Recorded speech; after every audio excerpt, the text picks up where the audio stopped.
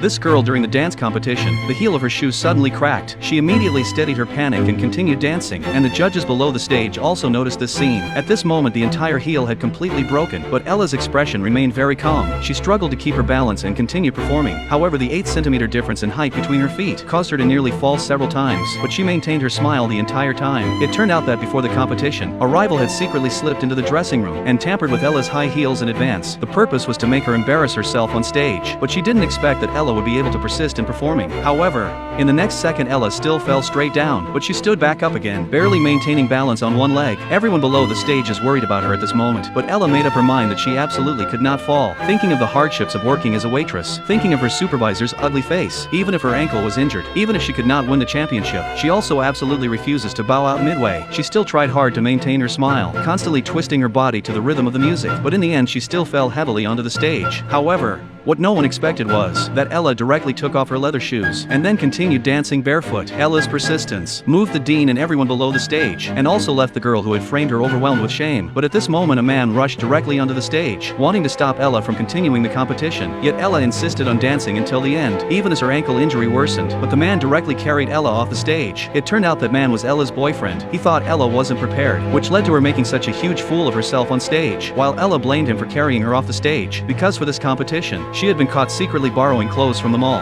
Once she returned to the mall she would definitely be fired, and might even face criminal charges. She had no way back anymore, so she had to push into the finals and succeed at all costs. Just at this moment, the dean appeared, seeing that Ella was a poor girl, yet possessed an intense desire for success. This is precisely the kind of person she wants to cultivate. Want to know what happens next? Stay tuned for the next chapter. The story unfolds soon.